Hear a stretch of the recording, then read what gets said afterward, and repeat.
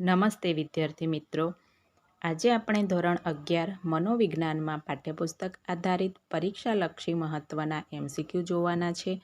વિડીયોમાં અંત સુધી જોડાયેલા રહેજો. ચાલો વિદ્યાર્થી મિત્રો શરૂ કરીએ. પ્રશ્ન નંબર 1. ટૂંકા ગાળાની સ્મૃતિનો વિસ્તાર વધારવા માટેની સામૂહિકરણની પ્રયુક્તિ કોણે આપી છે? જ્યોર્જ એ મિલર. લાંબા ગાળાની સ્મૃતિના પ્રકારો કોણે આપ્યા છે? ટુલવિંગ.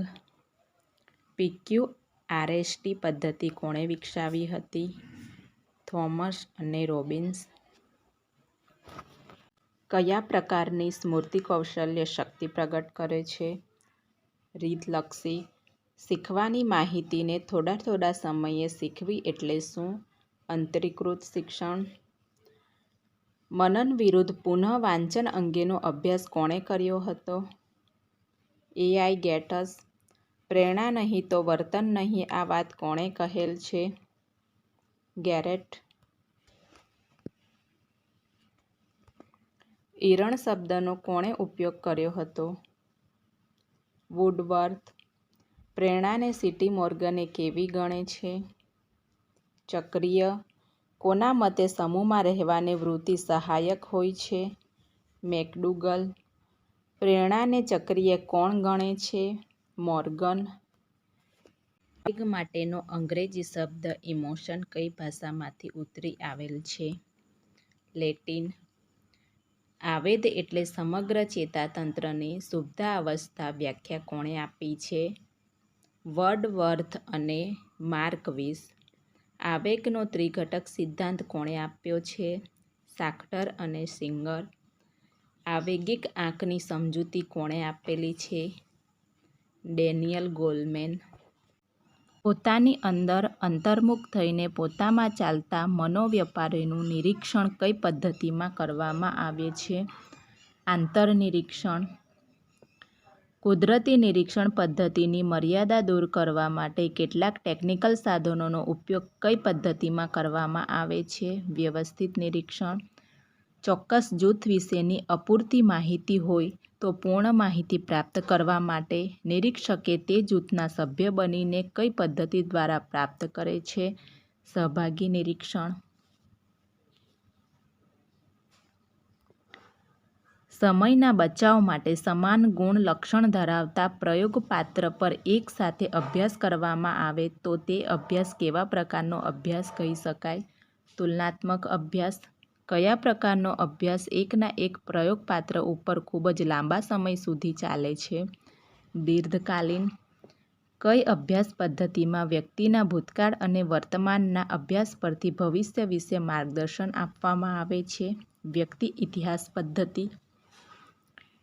રૂબરૂ મુલાકાત કઈ અભ્યાસ પદ્ધતિમાં લેવામાં આવે છે? તો મુલાકાત અભ્યાસ પદ્ધતિ.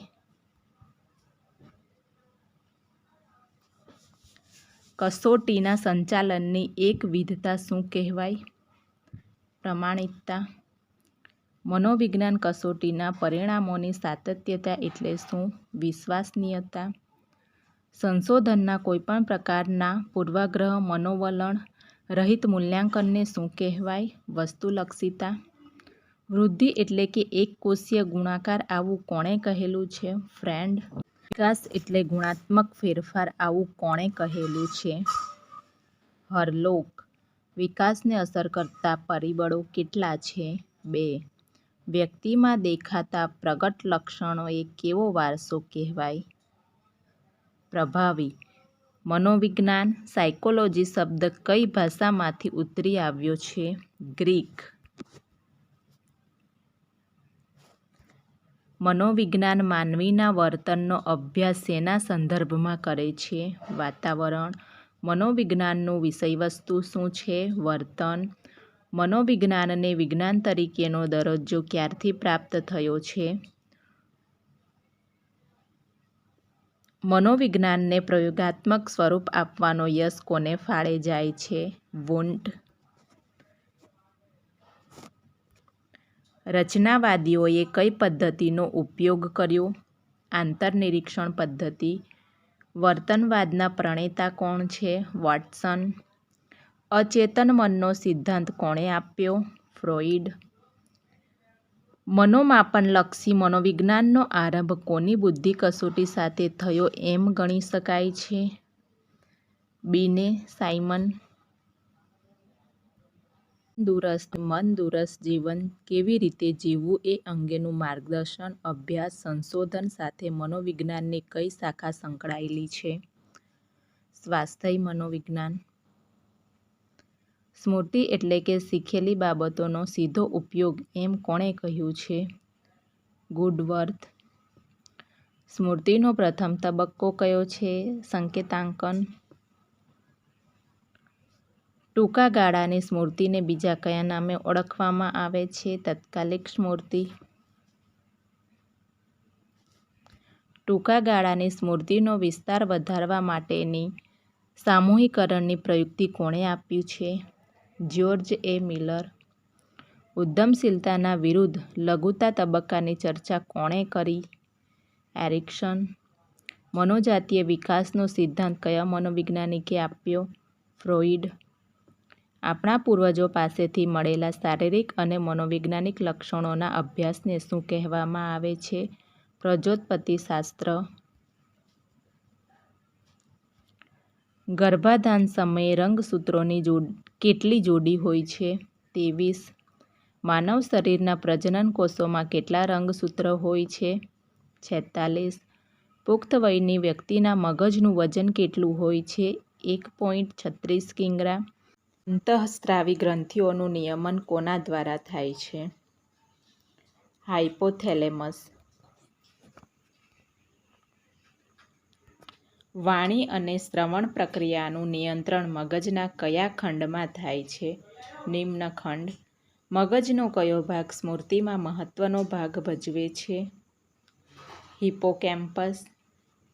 ભયજનક કે કટોકટીનો સામનો કરવામાં કયું તંત્ર મદદરૂપ બને છે? અનુકંપી તંત્ર. કંઠગ્રંથિમાંથી કયો સ્રાવ ઝરે છે? થાઇરોક્સિન.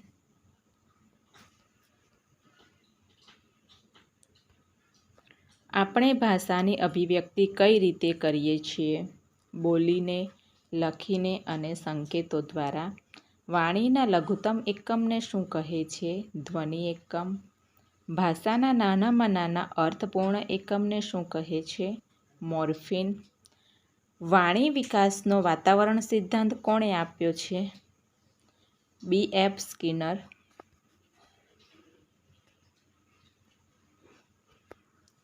કયો મનોવૈજ્ઞાનિકનું માનવું છે કે વિચાર ભાષાને ઘડે છે? જીન પિયાજે. સંકેતો કે સંદેશાઓને મોકલવાની અને ઝીલવાની પ્રક્રિયા એટલે કે પ્રત્યાયન.